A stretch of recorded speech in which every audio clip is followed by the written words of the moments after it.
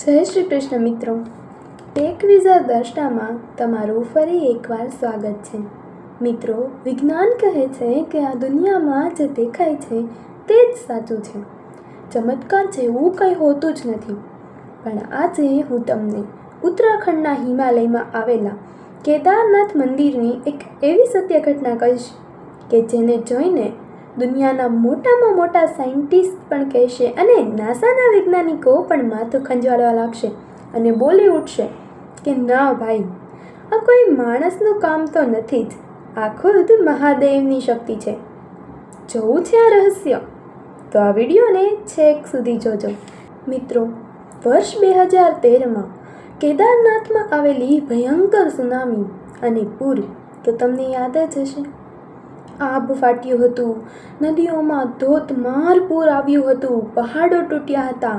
કેદારનાથ મંદિરની આજુબાજુ આવેલી મોટી મોટી હોટલો, પાકા મકાનો અને પાકા રોડ રસ્તા બધું જ તબાહ થઈ ગયું હતું. હજારો લોકોનું મૃત્યુ પણ થયું હતું.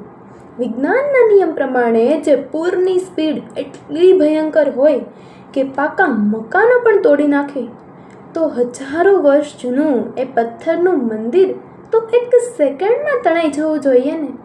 પૂરનું પાણી સીધું મંદિર તરફ કરોડો લીટરની ઝડપે આગળ વધી રહ્યું હતું. બધાને એમ જ હતું કે હવે કેદારનાથ મંદિર બચશે જ નહીં.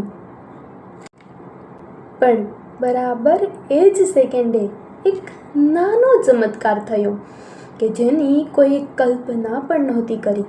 મંદિરની બહાર પાછળના ભાગમાંથી એક પહાડ પરથી એક વિશાળ પથ્થર સરકીને નીચે આવ્યો અને મંદિરની પાછળ બરાબર ગોઠવાઈ ગયો, જેને આજે આપણે ભીમશિલા કહીએ છીએ. પાછળથી આવતું પૂરનું પ્રચંડ પાણી એ પથ્થર સાથે ભટકાયું અને બે ભાગમાં વહેંચાઈ ગયું.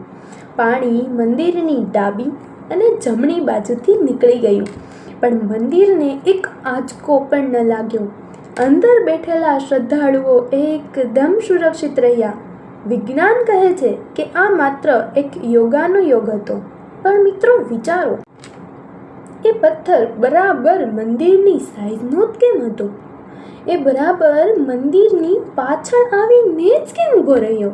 અને પૂરનું પાણી પૂરું થતાં શાંત કેમ થઈ ગયું? વૈજ્ઞાનિકોએ રિસર્ચ કર્યું ત્યારે ખબર પડી કે એ મંદિર જે પથ્થરોથી બન્યું હતું અને જે ટેકનોલોજીથી બન્યું હતું એવું આજે કરોડો રૂપિયા ખર્ચીને પણ બનાવવું અશક્ય છે. મિત્રો, વિજ્ઞાન આપણને સાધનો આપી શકે છે, પણ રક્ષણ તો એ ઉપરવાળો જ કરે છે. જ્યારે ધરતી પરના બધા જ રસ્તા બંધ થઈ જાય ત્યારે ઉપરવાળાનો એક જ રસ્તો હંમેશા ખુલ્લો રહે છે. તમારું શું માનવું છે મિત્રો? આ વિજ્ઞાનનો યોગાનું યોગ હતો કે પછી મહાદેવનો ચમત્કાર? કોમેન્ટમાં હર હર મહાદેવ લખીને જરૂર જણાવજો. અને જો વિડીયો ગમ્યો હોય તો લાઈક, શેર અને મારી ચેનલને સબસ્ક્રાઈબ કરવાનું ભૂલતા નહીં. હવે મળીએ એક આવા જ ધમાકેદાર વિડીયો સાથે. ત્યાં સુધી જય શ્રી કૃષ્ણ.